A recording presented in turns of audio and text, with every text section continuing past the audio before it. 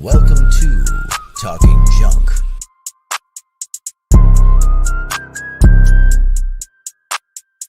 Welcome to Talking Junk.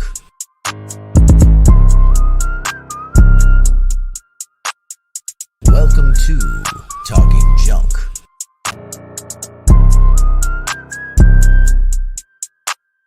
Welcome to Talking Junk.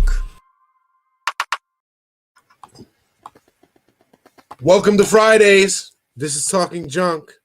I'm here with China this week. Talon, he has some things to do, so he'll be on tomorrow. Hello. What's going on? How you doing tonight? I'm all right. I'm a little bit tired, but it comes with the job. Yes, it does. How are you? Same. Tired. Mom, wife, homeschooling. But we're here. It's going to be a great episode. Yes, it is. We got our guest tonight. Your girl, Miss Kitty Rose. How you doing, Kitty? How you doing tonight? Peace, everyone. Hey, Chunk and Jung. Hey, Jason. Hey, Miss China. Hey. How are you? I was trying to share, so I'm doing well. Yes. I'm doing well, guys. I'm so excited to be on your platform tonight. We're excited to have you. So why don't you tell us a little bit about yourself? Well, hello to the Talking Junk audience. I am Minister Cat, otherwise known as Kitty Rose, and I am you. I am a personality, a minister out here in these streets who I say I don't preach perfection. I preach the mercy and grace of God and how it's impacted my life. And I show people through my life, my testimony of how I believe one can live a happy, meaningful, successful life serving the Creator and not, feel like, it's a life death sentence serving God, and actually meaningful and can bring you pleasure, benefits, all that good shit that you think it can't, that it does. And you needed to see someone that looks like you bring it to the table. So that's kind Amen. of what I do as an artist, as a minister, as a human, who's just been, touched with a little different kind of spirit, to move in this path, because we all have our path. This is just the one that I found that's mine. So how did you find that path? Because I was stubborn. Hold on, I'm trying to post this. Now let me okay. Go ahead, take your time. We'll wait for you to post it. Yes, so my people could come over here too. How did I've been self-employed since I left corporate in 2003, and I've been self-employed since about 2006. But in being self-employed, I still, as an independent contractor, I guess you can say, was working with others through other projects, other names, kind of using other people as piggy bank off of, their name, their project, and working and doing what I was doing, whatever it was, whether it was a luncheon, whether it was an event, whether it was a sale that I was having at my store. I just always did events, but attached my name to someone else. And over the years, no matter what I was attaching myself to, I realized in 2019 that people weren't coming to things that I was doing or marketing or promoting or inviting them to based off of the name that I was connecting or associating myself with. People were coming to me because they were connected to me. They weren't connected to a product I was selling them, but they were connected to how I made them feel. And once I kind of realized that, I had the ability, and it wasn't really a product per se, and it wasn't someone other than just Kitty Rose, then I began to surrender and say, okay, well, what does that look like? What does it look like if I just venture off and just do Kitty Rose? What is that going to look like, and how is that going to be responded? And what came about was this one woman stage play that I ended up writing and producing. And out of everything I've been doing the last, I want to say 6 years, Iam You was the only thing that started to actually make money.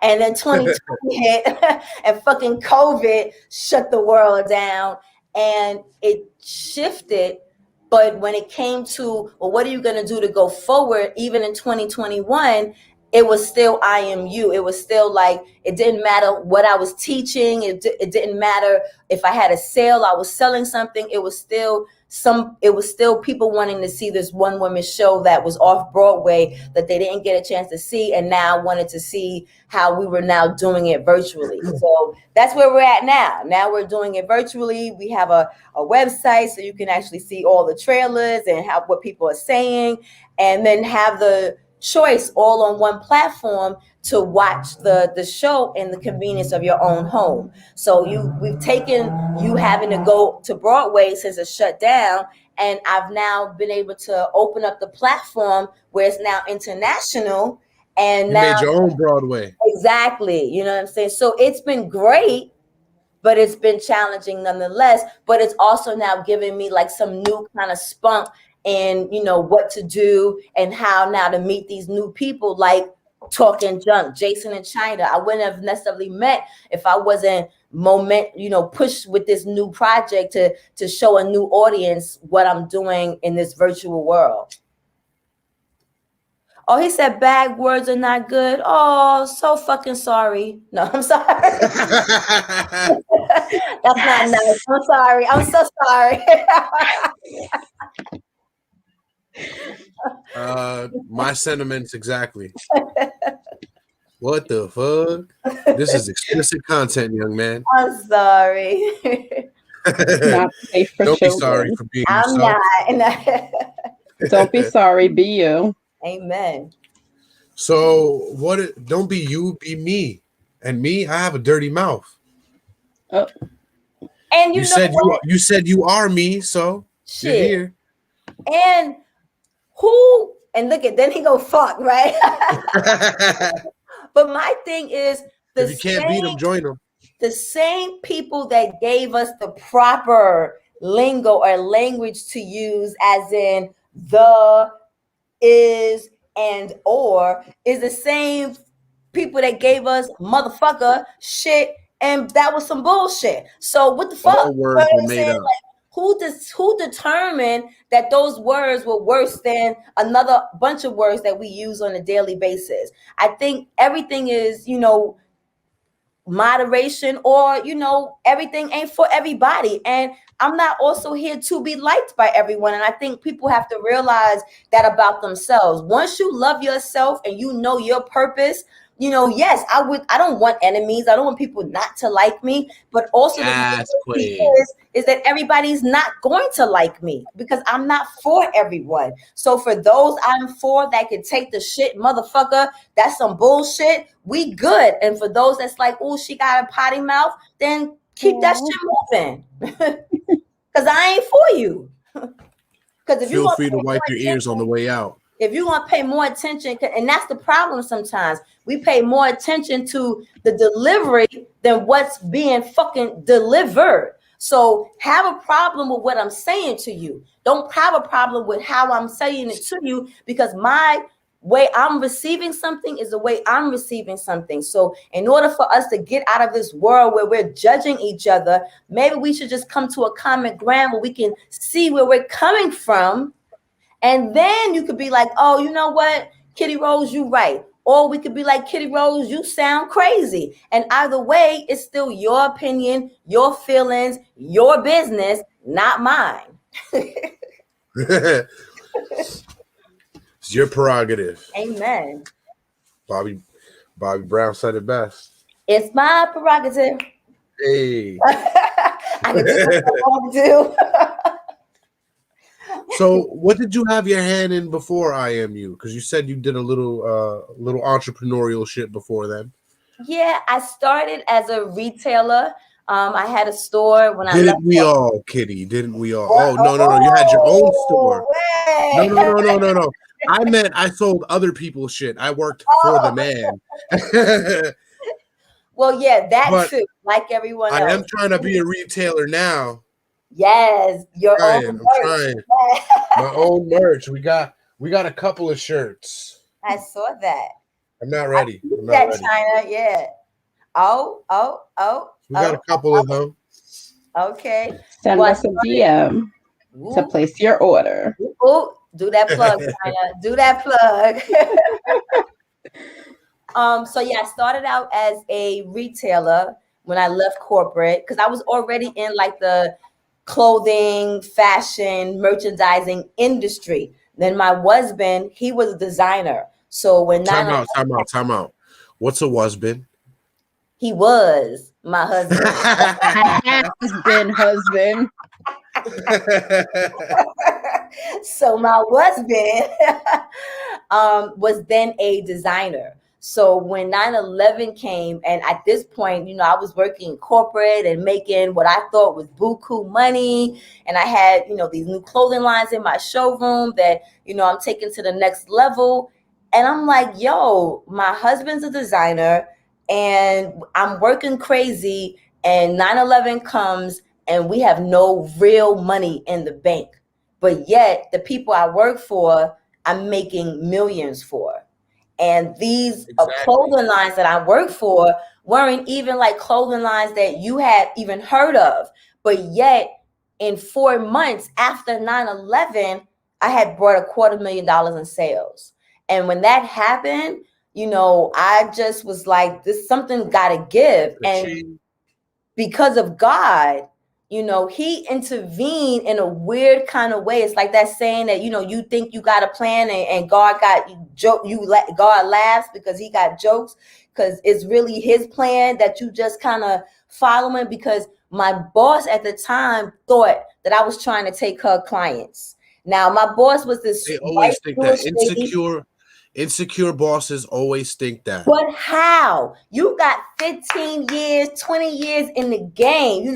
These people are here because of you. Bloomingdale's But is they here can't because of deny you. your skills. That's the Bloomingdale's problem. wasn't in the showroom because of me. Bloomingdale's is in the showroom because of you. So why are you intimidated or thinking I'm going to come in here in your place of business and steal your clientele? But it's okay, because what ended up It's the happening. personality. The personality shows, and that Amen. draws people. Yes. But so what that did was it led her to firing me. And then she didn't want to give me unemployment. So I sued her for unemployment and I won my unemployment suit. And with the money I won from unemployment, I opened up my store in Harlem. So I opened up my store in Harlem. Get it? I went into business with my husband at the time, husband now. And we just came into Harlem and we became that couple. We became that couple in Harlem as retailers. And then eventually I ended up, ending the marriage and trying to still figure out how I can create my own identity now separate from this marriage union that I had created and that we had established in a certain area of New York. And I started just adapting to what everybody else was doing in business when it came to videography and documenting. And because, in every small business, initially you have to do all these different things, but you can't afford to do it. So you have to learn how to do these. Oh my God, yes. So you have to shoot your own commercials. You have to learn how to edit your own stuff. You have to learn how to figure out how to pay for your own marketing. So when that happening, I'm now doing it and other businesses are asking me now to help them. I see you looking at China. So y'all know. That was an inside look. I saw that. You muted yourself, Jason. There's so much that goes into it. A lot of people think we're just gonna start up a podcast and boom, you're making money. Right. You're getting guests. No, there's a lot of groundwork that goes into this. And a lot. We can't afford to pay folks just yet to help us with that. So we have to learn these skills ourselves. So as social media was coming into play, MySpace and was coming into place, I was learning how to now, turn my business to adapt to how the world was changing. And as I was doing it, other businesses in Harlem was asking me to also teach them. So I started teaching social media and I started, working with baby boomers and other artists, teaching them how to do the same things that I was doing for my business. But now I was learning that this was an additional source of income. So this was another part of my business that I could expand and get people to know me more than just a retailer. So now I'm in the community. I start working with businesses. And that was kind of like an introduction to activism work, because I'm helping you with your business, but I'm helping you with your messaging of your business, your branding, your marketing of your business. So it was a And at purpose. the same time, you're branding yourself. Amen. So as I'm doing that, and I'm still, figuring, I'm having my retail store because that was my bread and butter. But, I'm still doing these events, and I'm producing just other little things to kind of, again, like you said, Jason, grow my brand, grow my business. And then I decided to move down south because my middle son was graduating high school, getting ready to go to college. And I wanted my daughter to go to high school down south. So I go down south. My oldest son, I leave him in the apartment. I don't give it to him. I leave him to test run to see if he could be responsible. And man, when I moved, he moved his girlfriend in. He didn't send my furniture. He ended up doing all kinds of shit. I ended up coming back to New York. I got arrested. They call it detained. I got into a fight with my girlfriend. And the police said, well, this is a matter of he say, she say. So the only way you can really have proof of what's going on is if you videotape. So now I started Samaphone and videotaping what was going on in the house. And I was on social media with that shit. And people were like, oh my God, what's going on? And I started this whole new bunch of other followers that I had never heard of, that was like Washington and Philly and Virginia and North Carolina. It was, I came out of jail and they was like, are you okay? It was ridiculous. They was like, I understand it was so many parents that was reaching out and going through so many similar things with their kids. So as embarrassed as it was that I was going through a fight with my son, my firstborn, it resonated with so many people, because other people were going through crazy shit with their grown ass kids and think, what the fuck? So to see someone who had good kids, you know what I'm saying, go through some shit, and I was we all think our badass on the cell phone, like what? It took on a whole nother life. And then I was like, oh, what's this world? And next thing you know, I was like, I'm about to be on TV and nobody would believe me. And I was like, I'm a bitch who was like, if I can't get someone else to do it, I'm going to do it. And if I say I'm going to do it, I'm going to do it. And I started producing my own television. Now I was like, all right, what this look like? I went to BronxNet. I became a community producer at BronxNet. Then I was what kind of show did you produce? So I produced this show called Nat. Because let me tell you, because when I got into a fight with my son, I also was falling in love, right? So I was falling in love with this beautiful man. I used to be a creative man. So he was who I was venting to, as I'm going through this shit with my son. And he happened to be a filmmaker. So one day, in one of my little rendezvous, I'm down south kicking it with him. We, burning it down or whatever, right? And he's videotaping me. And he was the first person to like videotape me because I'm behind the scenes and everything. So we having this conversation on the porch, we burning it down. And when we looked at the video, it looked like a fucking talk show, but it was so raw and so dope. And the way that the camera was, because he had used the black magic. Oh my God. It was just like that vintage kind of feel. And we was like, that's a talk show. And I said, I look so natural. It's like a natural session. And we was like, oh shit, that's a show. And I had a show called Natural Sessions. So originally it was supposed to be a cannabis-based show, because I was looking to, fill a niche. And I noticed that Vice had all of these, shows that was cannabis related, but didn't have like a talk show that was, healing, where people could just kick it, you know what I'm saying? And just, in the message and kicking it, you find your strength, you find your light bulb, you find your comfort, right? So Find yourself. you find, and I didn't do like Yourself everybody. I amongst didn't the do a people. studio show. I was on location. I came to your location, or we was in a park. And one of my sponsors was this restaurant in Brooklyn called Ital Kitchen, and it's a cannabis restaurant, so you could burn there. So I would go to the restaurant and have these interviews, burning down, and would have these wonderful conversations with no direction in the beginning, like no topic. We just go in and we start talking. And the way that I structured the show was people came in like a fly on the wall to already a conversation that was going on. So there was no formal setup like, hey, welcome to Natural Sessions.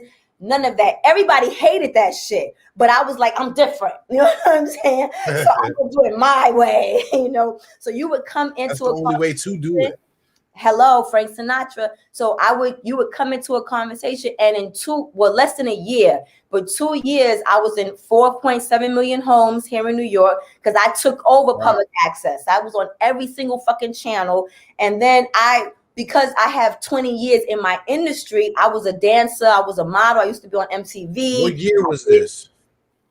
Natural Sessions was 2016, 2017, 2018, 2019.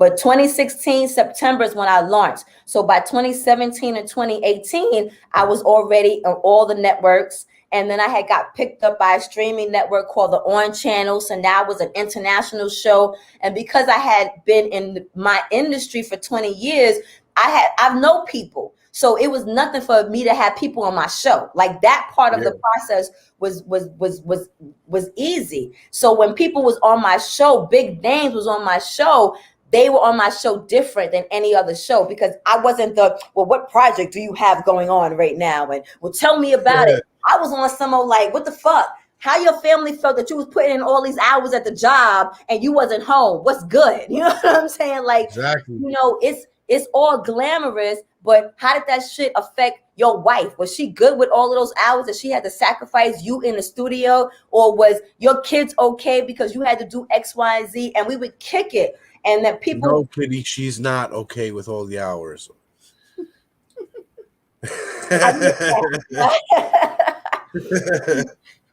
You know, so from Natural Sessions, you know, producing that, I wanted to produce more, and I ended up getting hired to produce a film. So I did my first directing a film. Then I started teaching other filmmakers how to make films on the cell phone. And because that's my real goal is to get to the youth, to get to the young people and teaching them how to have a voice. So I was hired, you know, in Harlem once again to work at these different programs as a teacher, as an instructor, and teach social media, teach self-love, and then now teach filmmaking. So everything was like a progression to right here, but I didn't know that at the time that, you know, this was the road that God was putting me on to sharpen my skills. You know what I'm saying? Because people don't also realize that the patience that you need in business is not just the patience in waiting for things to happen, but the patience in developing yourself. Because some of us, you know, we talk about we want this and that to happen, but we're not ready if it was to happen yesterday or today. So we have to, you know, take the time that's needed. And that doesn't happen over months. That happens over years of developing, of strengthening, of sharpening, of understanding, of gaining a market, allowing that market and audience to move for you. Like it takes time. And that's why they say it's not for the weak. You know what I'm saying? It's not for the faint. And where you got to have a tough skin, but you got to know that this is a long game that you're playing. And if you're not for the long game, then you might as well stop right now and choose another hobby. Yeah, these motherfuckers think it's easy. You come in, you make the money, you get famous, you get sponsored. Everything is a cakewalk. No, you got to earn every step. Amen. You got to earn these people's eyes and ears. You got to earn these companies' times with their products. You have to earn it all, and it's takes worth time. it. It is worth it. It's worth it because you don't see it, but it's necessary. You know, I was always dope. I'm never gonna take that away from me. But I'm so much doper now than I was 10 years ago when I first started. You know what I'm saying? Or 5 years ago. I'm even doper than I was 4 years ago when I first started coming into television. When I first came into television, you know, my audio wasn't all tight. My graphics wasn't all tight. My editing wasn't all tight. But I was like, fuck it. I'm here. So I'm going to do it. You know what I'm saying? And I'm going to learn as I'm in it, because I'm not going to wait until I figure it out, because that shit might never happen. Or it might take longer, me waiting to learn to educate myself, when I can show my people what it looks like in the process and use that as my way of, one, making money, but also educating and leaving an imprint that makes a difference, not just telling you what to do, but I'm showing you by how I'm doing it, because the blueprint is the same. No matter what industry you're in, the blueprint is the same. The blueprint in business does not change. So the formula, if we follow the protocol, consistency, persistence. We just said that in the beginning of the show. Yep. That applies to every industry that you're in. So if you follow the blueprint, you know, you're gonna get weary, but you also know that your time will come. You just gotta stay the course. It will. And the proverbial blueprint doesn't mean you have to follow somebody else's model. You can do it yourself and create your own blueprint. You're your own architect of your own shit. Like, if you guys, and yes, this is a little cheap jab. You can go straight to the archives and look at all the Talking Junk episodes and see just how the first couple of episodes are really what the break room is. And all the other episodes, we were trying to find our way and trying to find sponsors. And speaking of sponsors, all right, now go to sugarworksdistillery.com and order your liquor today. But besides that, you have to work and earn for everything. Sponsors don't come easy. The viewers don't come easy. The guests, but I think they don't come easy. I think everyone learns their own approach, but there has to be like the basic stepping stones, like a foundation is the same no matter where you go. Unless, like Talon said, you have cake, because then you could just jump to the top and pay everybody and buy everything. Right. But why do it at that point? It's just and then to say, oh, I'm me. What do you really learn? And then that way is, I think, when you lose it, you don't really understand how to get it back. There's no real source of, because you don't know where you even went wrong. So it's like, you know, how successful can you really be? Like, yes, we definitely know that there is money in what they call a legacy and trust fund babies. Yeah, you know what I'm saying? But the work that your forefathers did in order for you to be that trust fund baby was not a cakewalk, was not the mistakes that you're allowed to make because you're that trust fund baby. They still had to follow that foundation and blueprint. So you do what you want with it, but how that money started and was able to get to the point that it even helps you still came from that basic foundation of business one-on-one. Again, no fitting that business model for that business industry. Yep, exactly. You don't learn anything. Right. Yeah, you don't. You they gotta don't, learn. The foundation is handed to them. That's what testimony is forget about. A foundation. The empire is handed to them. They don't. And that's what the testimony and tests. You know, that's what the test and testimony is. Because when you come and you have a testimony, it's because you passed a test, and you now want to, you know, shoot and share with everyone how you passed that test.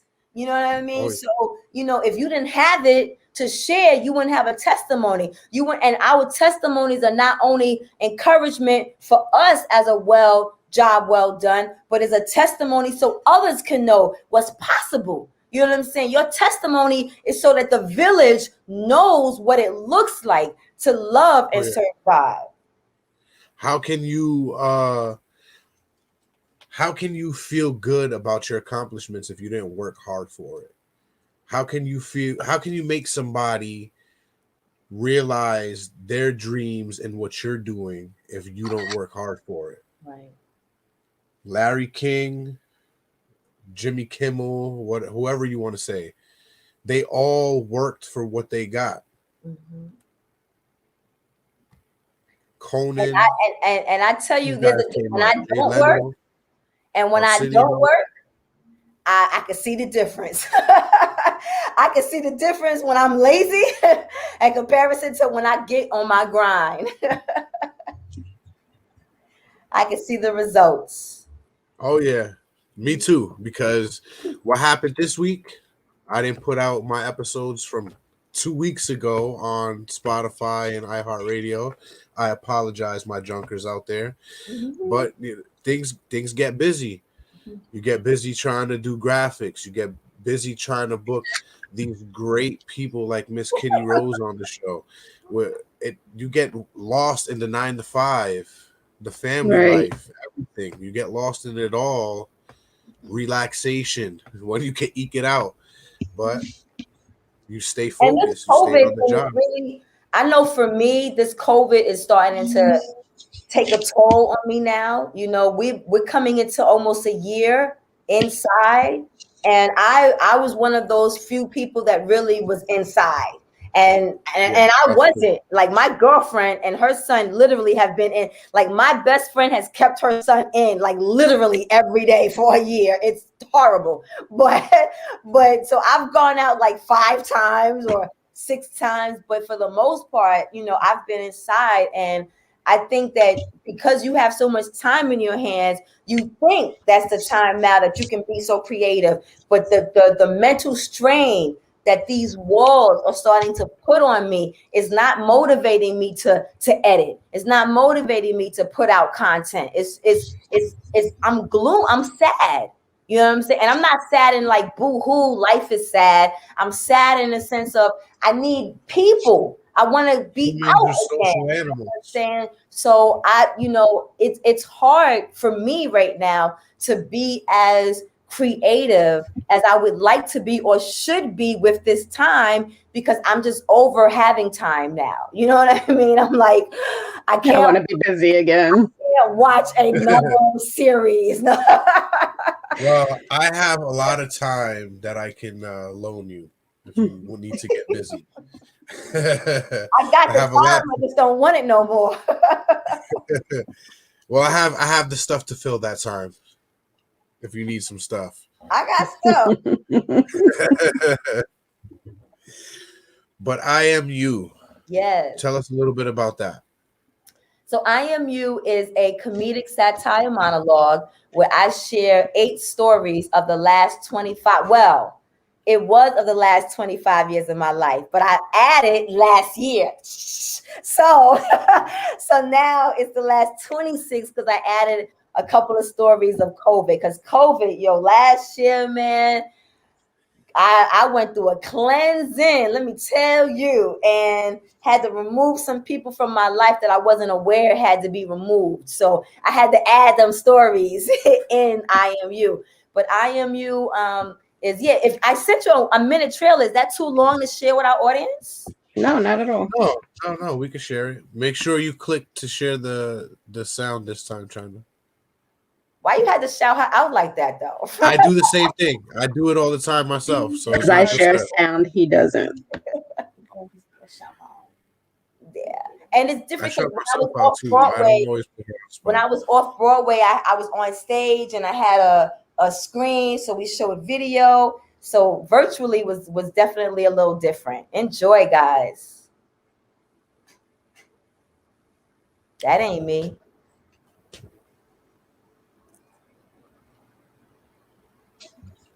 I think you got the wrong thing on. I think, ooh. I left it playing in the background. That's what happened. So it went to the next one. Give me 2 seconds. I'll put it up Yes, there. sir. So yeah, I tell these stories, and why I say comedic satire is because they're not meant to be funny, but they're funny in a way that's like, oh shit. Okay, like it's relatable. Yeah, you know what I'm saying? So you're gonna laugh at points where you're wondering, should I be laughing? But they're funny, you know what I'm saying? But they're all with the point of let's see. Oh, wait, that's the 5-minute one. No, that's too long. Go to the first one I sent you. Don't do this one. Yeah. So but they're all stories with a point of letting you know that the biggest thing that we do as a people is we hold our shame. So because we hold our shame of shit that we've done over the years, we tend not to deal with them because we don't even want to acknowledge that we did them. So in this climate right now where everybody is, ready for change, my question to people was, well, how can we really be productive out in the streets with change when we're still not dealing with our own individual baggage? But the reason why we're not dealing with our own baggage is because we don't want to talk about what that baggage looks like. So again, as a sacrificial lamb, I put myself out there with these stories that are relatable to people, that even though that story might not have happened to you directly, the feeling of that story, I got you. If we did something wrong, I can send it right back to you again. Ain't no thing but a chicken wing. I think we got it right here. Oh, okay, cool. Well, that's one. That's not the one, but that's still a good one. You could send it to me again because this is the only one I have. Ooh, what's happening? Hold on. Let me work it real quick.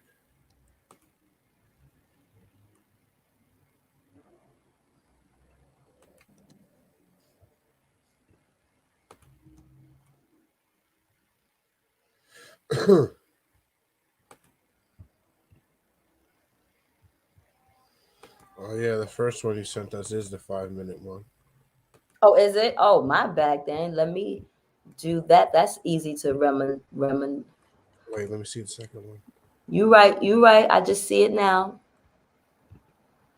And see, that's again a part of business because I'm always supposed to have these things already queued up. It's not like, I'm new to being on shows. So each show you also learn, how to, make the last performance better. And you hoping you did it right. I'm sending it to you guys right now. Here it is. Okay. Yeah, the first one Try was to the fix the 5-minute, and then mistakes the you made last website. show. That's all this game is fix the mistakes you did before. I got you, China. It's right there. There you go, China. Hold on. It's worth it, guys. I promise you, talking junk.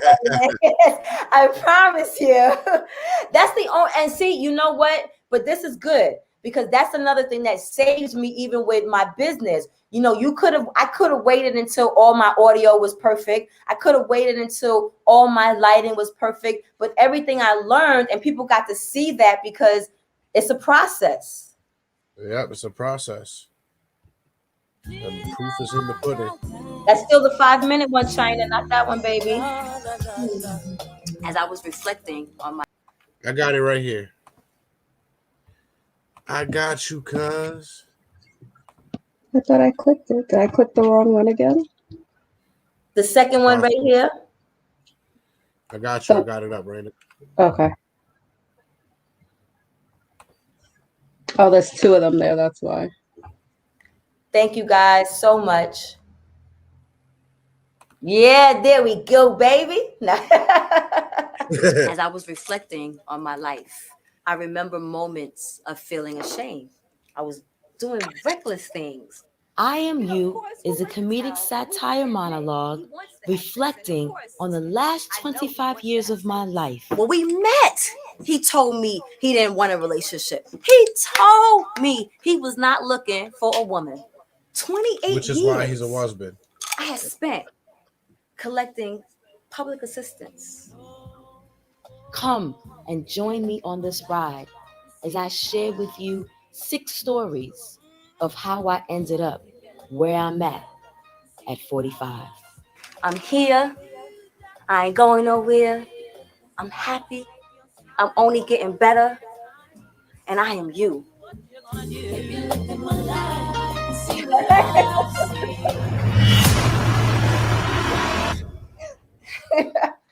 And if you go to my YouTube channel, then you can see the 5-minute trailer.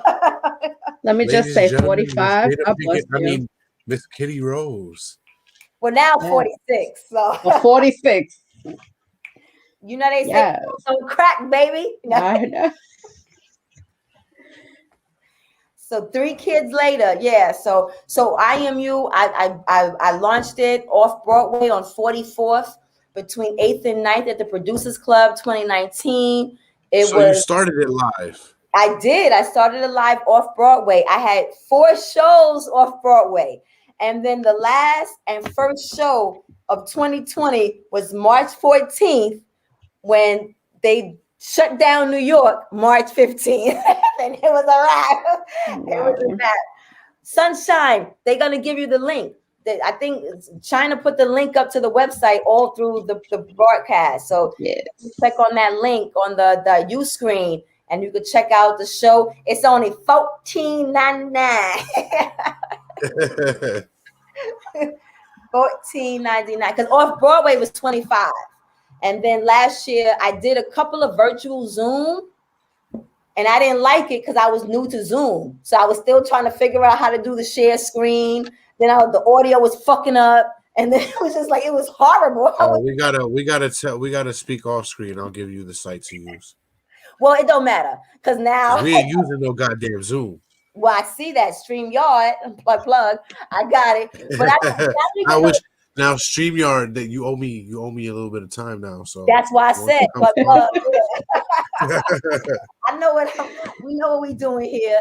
But I'm saying this was first when COVID first happened. I never even heard of StreamYard until not too long ago. So but oh, trust me, we were recording off of a voice recorder on the computer for our first couple episodes. Okay, so. But then I was able to I was teaching a pilot program, a virtual filmmaking program last winter, and a part of the deal of my compensation was for them at the end of our project to also shoot my show over for me in our studio space. So that's now the new production. I didn't have to do another Zoom virtual show. I was able to go back into a studio and have the proper lighting and camera equipment and actually shoot my whole show, which now has all the stories, and then put that together. They did a great job editing. And because we shot on Broadway, we were able to use certain visuals that we weren't able to use now in the virtual world. So we had to, do some other ways to still keep the audience engaged so they weren't just looking at me for, an hour. So with the way that this guy did the editing and interjected these other videos and other layers was just a very beautifully well done production. I'm very impressed and I'm very happy with what was done. And to be honest with you, you get what you pay for, and that's what people also have to realize. Like, there are ways to maneuver how to get work done. Everything can't always be done, direct cash to hand. So we have to also learn how to, maneuver agreements in our contracts. If someone's not able to pay us entirely in cash what we want, well, what services can you provide that may equal the amount of money you could have given me if you had it? So bartering at its finest. It's almost like the bartering system's coming back. It is. That's exactly what it is. Mm-hmm. And I'm a village girl. I consider myself a griot, and I feel like I bring what worked back to the resurface, because a part of the enslavement is the programming mentally that is done on our people or done on people. So everything is a reprogramming, how we work with each other, how we relate to each other, how we do, how we treat each other. It's all a reprogramming. But if you don't know what it looks like, if you don't know how to do it, then how can you be effective in that reprogramming if you don't have the tools, if no one's giving you the tools? I hate when everybody is telling you, that you gotta, I have the tools, just pay me $4.99. What the fuck? If you got the tools, why you can't just fucking tell me if it's working? Exactly. You got the secret. Let me know so we could do it together. Hello. Share it, and then I'm gonna say I learned from you. I'm gonna advertise and free advertisement. So, because when you do it the other way, what it shows is selfishness, and you grow, but you grow small. You don't grow big. You don't grow where it matters. We are here on this earth to be of service to each other, because when we are service to each other, like it's okay to be selfish when it comes to that, because the rewards are so grand. You don't even realize the blessings you get when you just surrender and be kind and good to people. You the doors that and the blessings that open, and if you saw what type of regular everyday schmegular blessings that come to you, you wouldn't be so fucking stressed and so angry. You know what I'm saying? Yep. Like you'll be angry, but you'll be Paying able it to be forward. angry in a way that you can tunnel vision that shit to be to create progression and not to stand still and be stifled. And that's where we're at right now. We're stifled because we're so angry that we stupid. You know, you ever heard that saying, you so smart, you stupid? Yeah, all the time. We know so much that we act You don't know nothing. nothing. No. Well, they are. I'm not. We not. No. I try not to be, but I it, try Still learning. sometimes We're it still happens. learning. Only human. Because I am you. You know what I'm saying? Like that's at the end of the day what it comes down to. I'm no different than you. What I've done is just that I've learned maybe a little quicker than you have, but now you still have that ability. It's not like anything I'm doing you can't do. You know what I'm saying? Everything we do is all attainable. So if someone shows you that it's attainable, like the example of me being on welfare, I had to fight with that, even sharing that story. But why should I fight with a story that fucking allowed me to be a full-time mother to my 3 children, where not just a full-time mother where I went to the occasional parent teacher. When I was still going to parent teacher with my daughter last year at 17, I was like, when is this shit going to be over? And why am I still going to parent teacher at for a 17-year-old? But it made a difference. You know what I'm saying? And then when I talk and I have dinner with my 22-year-old about, well, how's life now that you're a college graduate and living on your own? And he talks to me about his relationship with his father and myself in comparison to his peers and the way that they communicate or can communicate with their parents. I see the difference. I see the impact that it's allowed me to do. So for something that I was embarrassed about or ashamed about because I've been on welfare for 28 years, instead of being ashamed, let me show motherfuckers what that shit looks like. Because let me tell you how my house is clean. My house is 46, beautiful. sunshine. My 46. shit is big as fuck. You know what I'm saying? My kids go to school in Riverdale. My son went to Binghamton. My daughter's going to Temple. My oldest son lives down south. Like, what's wrong with my shit? You know what I'm saying? I got a good dude right now. I smoke every day. You know what I'm saying? I eat every day. I'm not in debt, thank God right now. Even with COVID, I'm not facing eviction. You know, like these are blessings that I have through the grace of a little something called fucking social services, public assistance. So now what I look at is that's my we pay our taxes, use that shit. But not only do we pay our taxes, I pay taxes as a business because I have to use Kitty Rose as my employer because I don't want to do back to work. But I want to collect the benefits, but I'm not trying to, go to back to work and report to y'all motherfuckers every day. So I still gotta do something. So the Kitty Rose lifestyle is my business. And in order for me to be a business, you gotta pay your taxes. You know what I'm saying? So quarterly, I pay my taxes. I run and operate as a business because how about I charge you?